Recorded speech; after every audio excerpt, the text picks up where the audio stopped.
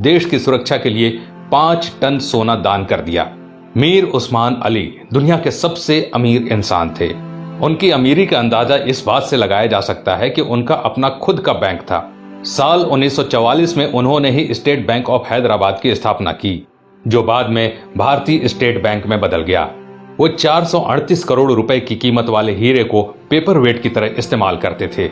मीर उस्मान अली के पास इतनी दौलत थी कि वो अंबानी जैसे सैकड़ों लोगों को खरीद सकते थे।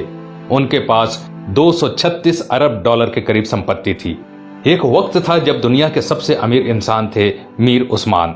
साल 1937 में टाइम्स मैगजीन ने उन्हें कवर पेज पर जगह दी। पूरी दुनिया के सबसे अमीर उस्मान अली ने एक वक्त इटली और इंग्लैंड से भी बड़ी रियासतों पर राज किया। वो हैदराबाद के नवाब महबूब अली खान के बेटे थे।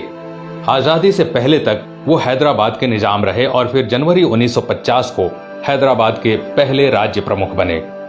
मीर उस्मान अली भारतीय इतिहास में सबसे ज्यादा दान देने वाले शख्स हैं। साल 1962 में भारत चीन युद्ध के वक्त मीर उस्मान ने भारत की सरकार को 5 टन सोना दिया था, जो कि किसी भी शख्स द्वारा दिया गया अब तक का सबसे बड़ा दान है। आपको जानकर हैरानी होगी कि भारत और चीन के बीच जब युद्ध हुआ था तब भारत द्वारा इस्तेमाल किए गए हथियार और बारूद मीर उस्मान के पैसों से ही खरीदे गए थे। अगर मीर उस्मान 5 टन सोना दान न करते तो भारत के बड़े हिस्से पर चीन का अधिकार हो जाता। मीर उस्मान द्वारा दान किए गए सोने को लेने मौजूदा प्रधानमंत्री लाल बहादुर शास्त्री खुद हैदराबाद गए थे। ये भी जान लीजिए दोस्तों कि मीर उस्मान अली ने ही भारत के पहले हवाई अड्डे का निर्माण करवाया था। उस्मानिया यूनिवर्सिटी हैदराबाद की स्थापना भी मीर उस्मान ने ही की थी, जो आज भारत की सबसे बड़ी यूनिवर्सिटीज में से एक है। उस्मान अली ने दान देते वक्त कभी किसी का मजहब नहीं पूछा। उन्होंने जहां एक तरफ अलीगढ़ मुस्लिम यूनिवर्सिटी को 5 लाख रुपए दान किए, वहीं बनारस हिंदू यूनिवर्सिटी को 10 लाख रुपए भेजे। संविधान निर्माता भीमराव अंबेडकर को मीर उस्मान अली ने 54 एकड़ जमीन दान दे दी, जिस पर बाद में कई कॉलेज और यूनिवर्सिटीज का निर्माण हुआ। मीर उस्मान की सादगी का इसी बात से अंदाजा लगाया जा सकता है कि उन्होंने एक टोपी और एक कंबल में अपनी पूरी जिंदगी गुजार दी। यहाँ तक कि उन्होंने कभी सोने और चांदी के बर्तनों में खाना तक नहीं खाया। उनके लिए एक टीन की प्लेट बनाई गई थी जो वो जिंदगी भर इस्तेमाल करते थे।